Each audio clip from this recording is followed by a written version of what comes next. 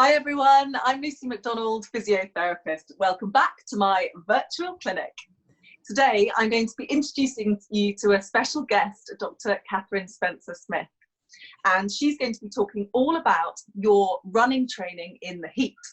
But before we do move on, I'd like to say thank you so much to those of you that have been sending me lots of lovely messages of support. I really appreciate it.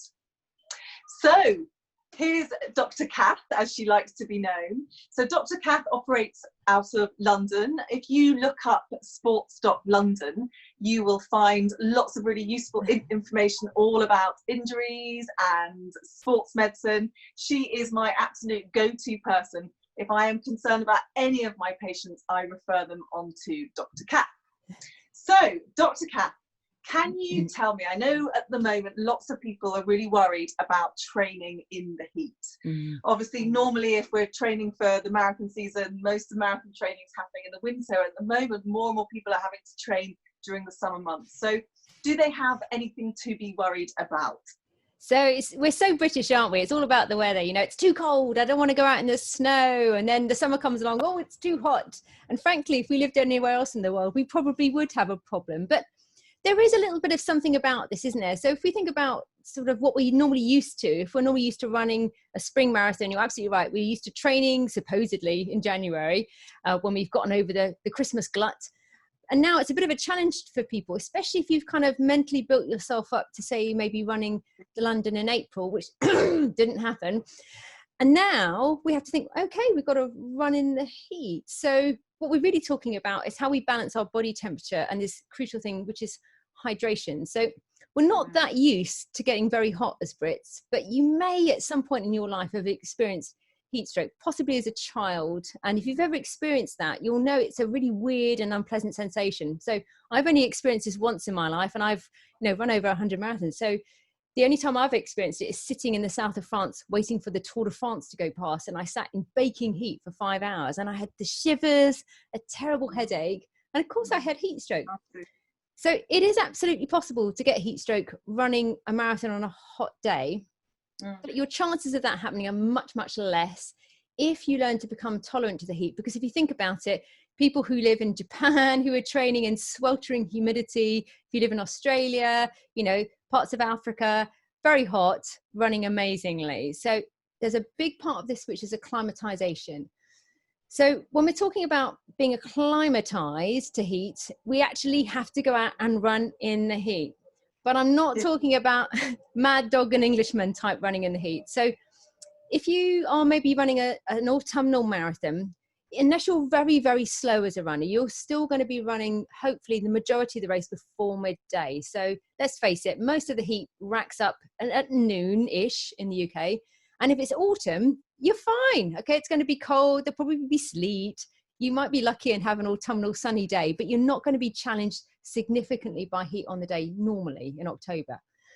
But you've still got to train throughout the summer. So if you're aiming for an autumn marathon or any other kind of marathon, it makes sense to train straight away in times that are not the hottest of the day. Okay, this isn't a challenge, folks. You don't need to, unless you're running Marathon des Sables, and you don't need to go out and absolutely boil yourself in the middle of the day.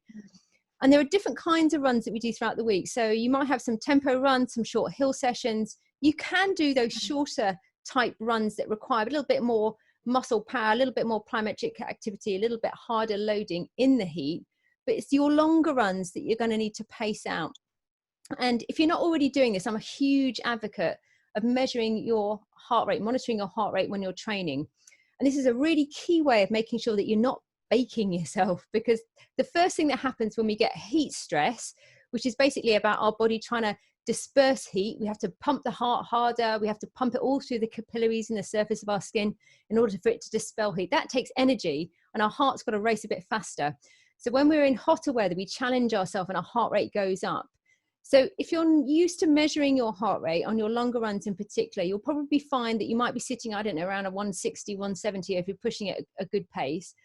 But what you don't want to be doing is racking it up to the 190, 200s, because, frankly, you're in trouble at that point. So learning to monitor your heart rate. And then when you go out in the heat, thinking, actually, do you know what, it is a little bit hotter. I'm just going to walk for a minute or two now, let my heart rate come down, take on some fluids, get out of the heat, all good stuff. And it kind of goes without saying, it's okay to run in the shade. And PS, black absorbs heat. So why not run with less? Go out chilly. And then you can always take some layers if you need to, wrap it around your waist and put those on if you're getting cold. But go out when you're feeling a little bit cold, and that's probably about right. Would you agree? When you're running, Lucy, Yeah. do you start off chilly? Yeah, always. That's so helpful. That's really helpful, Dr. Cath.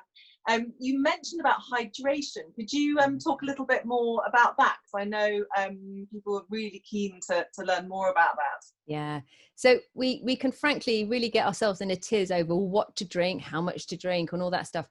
Things have changed over the years. So when we grew up as kids, all we had, frankly, was water to drink, or you might have had one of those little cute pint thirds of milk. You're probably too young for that, Lucy, but I remember before.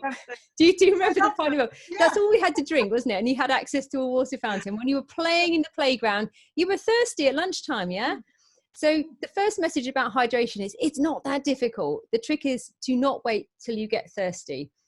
And that means you've got to have, first of all, mechanical access to fluids. And what I mean by that is if you're not used to running and drinking from a bottle, you've got to think about, well, what is marathon day going to be about? So I'm a huge advocate of actually transporting my own fluids. And, you know, having done lots of Ironman and stuff like that, I'm very, very used to running with something like a Camelback or something on my back, like one of those water little sachets, as I call them, on your back, because then you've got instant access to it from a tube. Now, not everyone wants to run or train like that, but it's not a bad strategy if you're going out in the heat. On marathon day, lots of mates that you can put around your training course every time. Absolutely, yeah, exactly. Hiding them in the bushes, hoping that a sheep wouldn't tip them over. Exactly. I was trying to remember where they were in the first place.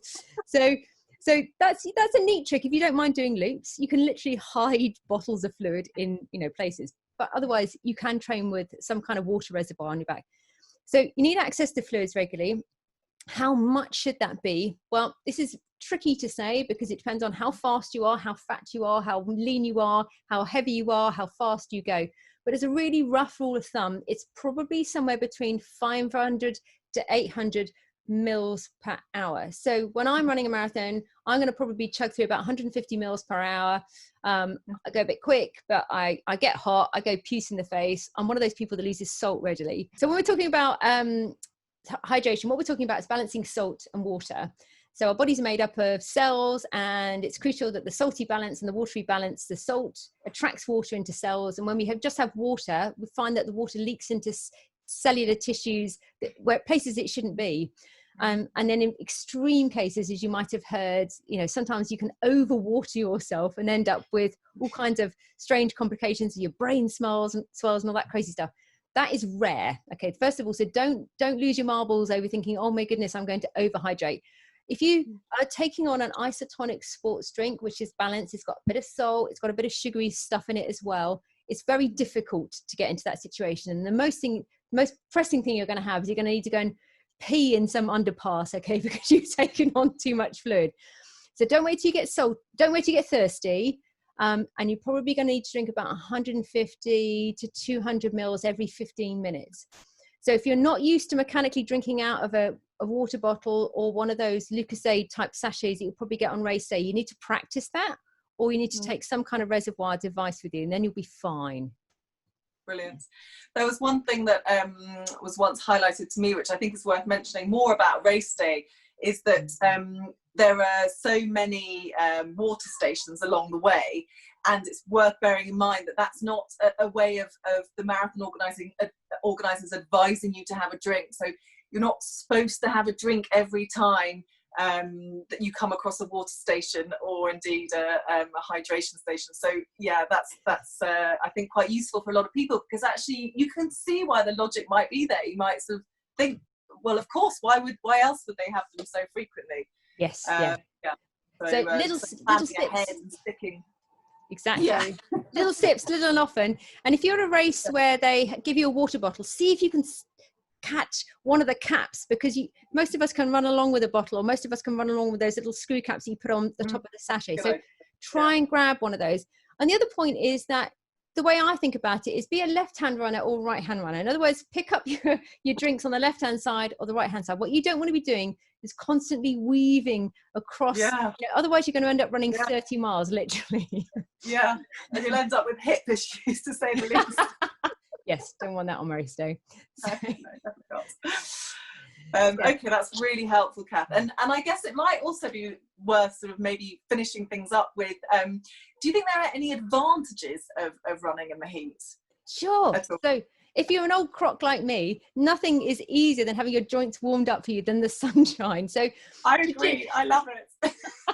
So traditionally, the track and field events where you're running, 200 meters, 800 meters, you only have to look at world records and temperatures when they're set to know that the muscle performance is much higher when the muscles are warmed up. They are, after all, chemical engines.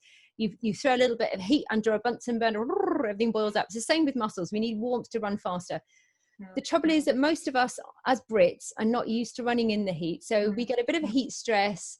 That means we expend more energy and it sort of slows us down. But having said that, that's not necessarily a bad thing, because if you're running a marathon and it's warmer weather, most of us boom bang. We haven't yet learned to run with a negative split, which means that you run faster in the second half than you do in the first half. So it's a bit warm in the first half. It will slow you down. You'll keep a little energy so you can just go for it at the end. That's brilliant. So really nicely sort of finishing off there, all about acclimatization and actually with a few considerations, it's actually a really positive thing. So thank you for reassuring us, Dr. Cath. Yeah. Is there anything else that you'd like to add before we wrap up today? So listen, it's marathon time. When it happens, first of all, don't worry too much about whether London does or doesn't happen. What I mean by that is we're all in it for the running. We love our running. Now's a great time to get those injuries sorted out. Lucy is my go-to person for somebody who's got a running injury. She's fantastic at biomechanics, really good at sorting out hip problems in particular, which I love. So why not use this opportunity now whilst you're training to iron out some of those niggles? You don't need to carry this injury around with you. The vast majority of this is sortable. So book in with someone like Lucy. She'll get you golden. Oh, thanks, Dr. Cath. That's amazing. Lovely words from you.